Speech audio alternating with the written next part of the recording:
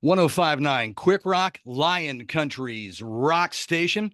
I'm Mark the Shark, and with me today, Bryan from Fame on Fire. Bryan, how are you doing, man? I'm feeling great. I'm really happy to be here, Mark. Great. And for the benefit of our listeners and your fans, where are you zooming in from today? I am in Orlando, Florida today. Okay, well, you're down in Orlando with all that nice, warm, sunshiny weather, and we're here in the Northeast, and we've got a little bit of snow here. So that's what's Yeah, snow's brutal. great. So how long have you lived in the Orlando area?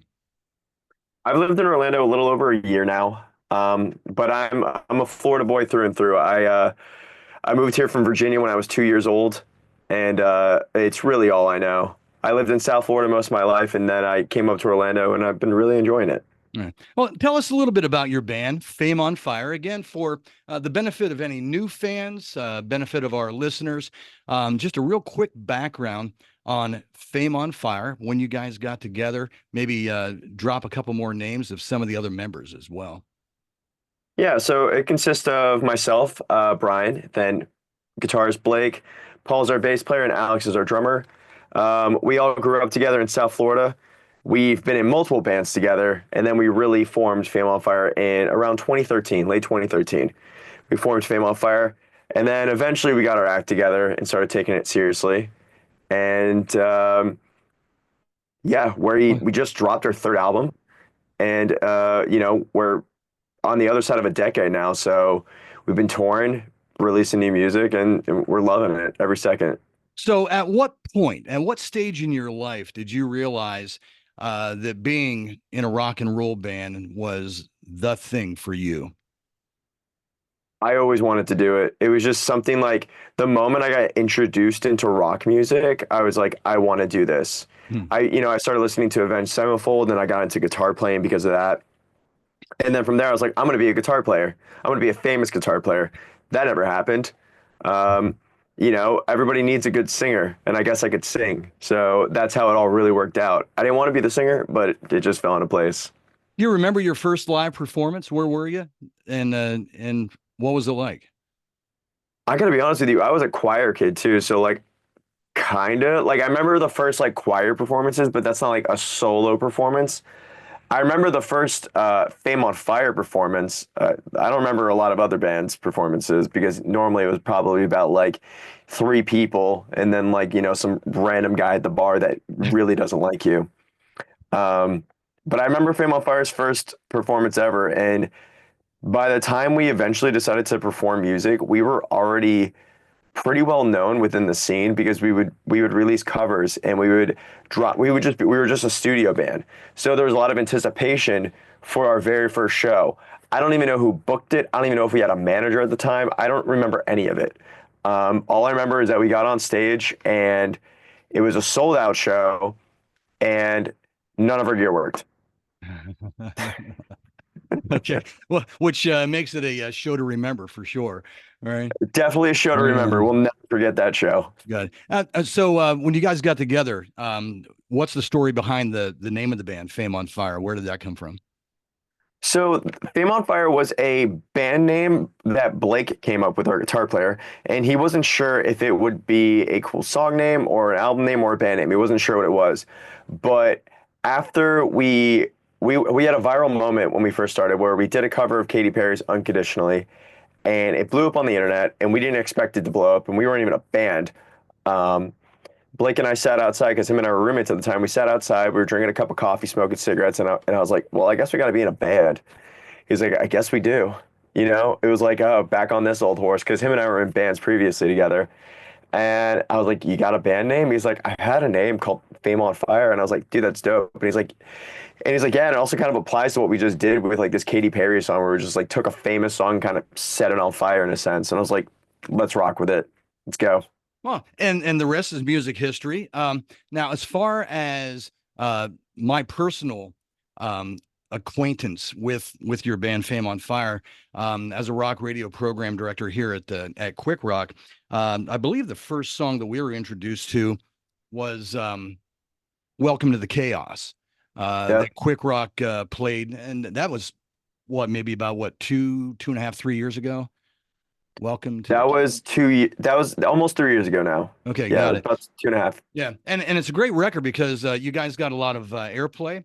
You Yeah. continue to hear "Welcome to the Chaos," from time to time on rock radio, and then last year, September 2024, I believe, is when you released the Death Card. And I'm going to talk a little industry here, and I hope everybody finds this to be educational and interesting all at the same time. I have a printout from Mediabase, and this reflects the QWiK Rock airplay of the entire year 2024. At the end of the year, we always print it off and we can see what songs we played, how many times the song was played. And I'm happy to announce that Fame on Fire, hopefully you can see that. This is a print off of Mediabase. Oh, They collect all the well, information. Fame on Fire Nightmare was the number one played record at QWiK Rock with a total of 852 spins. You guys were number oh, one for the year, the wow. entire year. So that's that right there. The next That's thing, amazing. okay. So I had no idea. we have a pretty good run with you. This next one shows our current media base printout. I just ran this off today. Now, media base, for those folks that don't know, in the industry, this is a data collecting group that tracks airplay of current rock radio songs. And QWiK Rock is one of the monitored radio stations. So right now, as we talk today, your current song, Chains, is at number 11 and moving up. Just went into power rotation. So we're looking at making Fame on Fire number one here in the next couple of weeks. Now, the great thing is now Wow. that I printed this off today as well, Fame on Fire Chains. Congratulations. You guys are at number 15 on the Active Rock media base chart. And you continue to gather more airplay and continue to move up the chart. So we're hoping some great things, in Yeah. the coming couple of weeks Thank for you. Fame on Fire. One thing I just wanted to point out, and this leads into my next question. When people look at this chart, you'll notice some data information, and beside Fame on Fire and the song title and the album label Hopeless, there's some more data. And Fame on Fire has been on this active rock radio chart now for 22 weeks. And the only other two songs that are on the current active rock chart that have been there longer is the number one song currently, and that's the song from Sleep Theory and Dead Poets Society at number 9. Fame on Fire is the longest running record on this chart. Now, as a rock radio program director, that tells me a couple of things. Number one, your band and your song has a lot of longevity, and you're gathering new listeners, new airplay every day. And the great thing too is that obviously the band Fame on Fire and your other records reacted the same way. They stayed on the chart for a long time. That it shows that the songs don't burn out quickly. There's a lot of songs that come out that get real popular real fast and then go away. But it Yeah. seems that you guys have a staying power, which is reflected by number one, your performance and your ability to play and perform, but also you're writing great songs.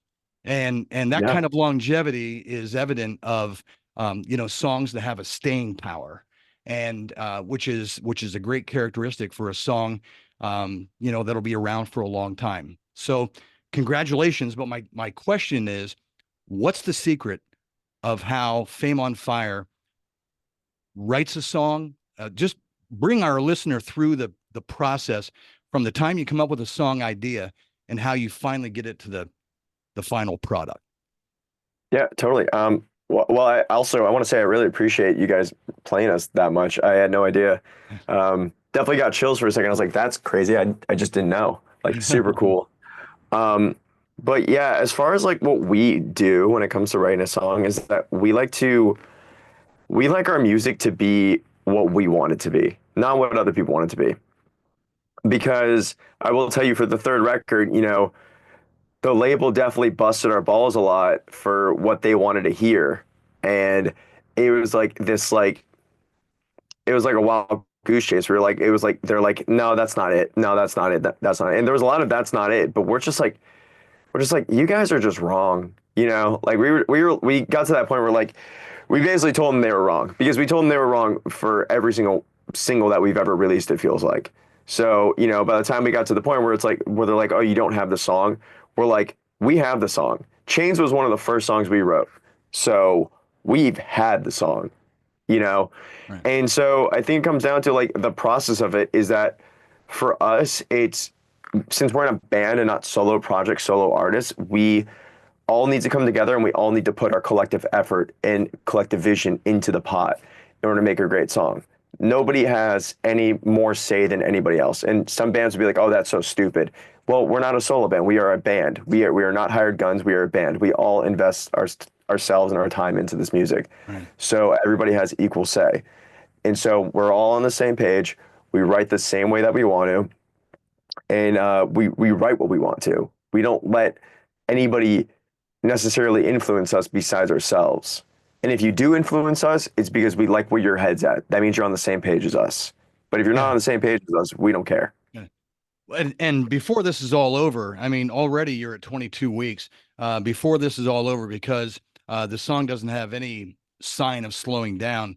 Fame on Fire will be occupying the airwaves of rock radio, active rock radio, for more than half a year, just with your latest song itself. And that's not counting, the other songs that people may be playing, in the catalog in the library. And again, that kind of longevity, just shows the quality of not only the songwriting but also the performance. The video to Chains, pretty interesting in video. Who came up with the concept for that one? I came up with a concept for the Chains video. I definitely wanted it to be gory. I definitely wanted it to be Saw like. And we needed to have incorporation because there was this whole figure there was a figure in the whole series of the Death Card videos, which we started calling this figure just Goo Girl, because it's basically just a girl covered in black goo. It's more in depth, it's creepier than that, but it was an entity, right? And so that's connected. And then, I kind of wanted the whole video to be very gory. I didn't realize that would kind of go back to bite me because a lot of advertisers don't like that stuff. Wasn't aware at the time. Now I am. Yeah. And we're gonna post the video too, to our YouTube and our social media to make sure that everybody has a chance to to watch that and put it all together. Um, the so with the live performances, you've got a couple of great tours coming up. I know you got a headlining tour that'll be Mhm. coming up. Are you allowed to give us some information on that? I believe it starts April 1st. Yeah, I can give you everything. So we have a headlining tour that starts April 1st. I believe it starts in Baltimore, and it's going to be some big shows, man. Like we're super excited. We're bringing out Halocene and Archetypes Collide. So we got like some two really cool bands.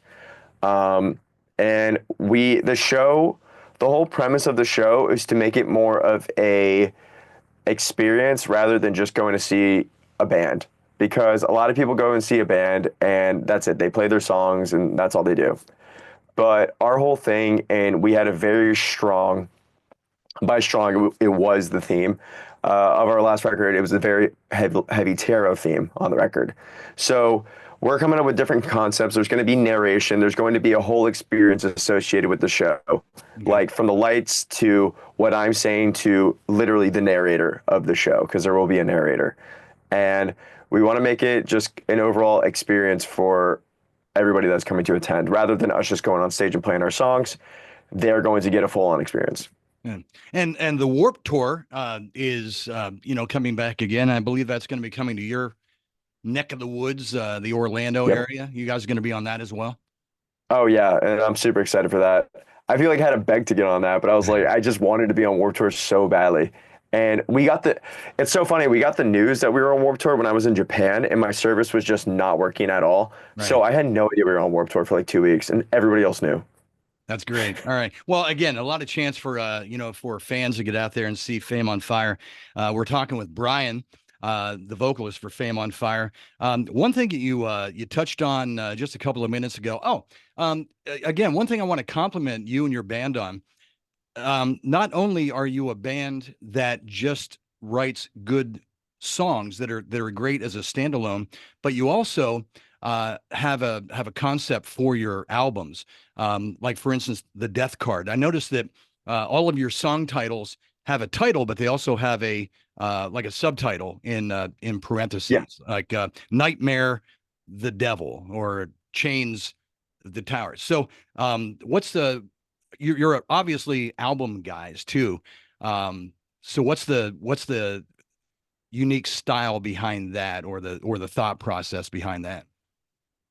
Well, yeah, we legally have to make albums, so there's also that. But Okay, all right, got it. Okay, we but we do love making an album because it's a way to like express yourself in a full spectrum, you know? mm, It's a way to deliver like a whole new image, a whole new experience, right?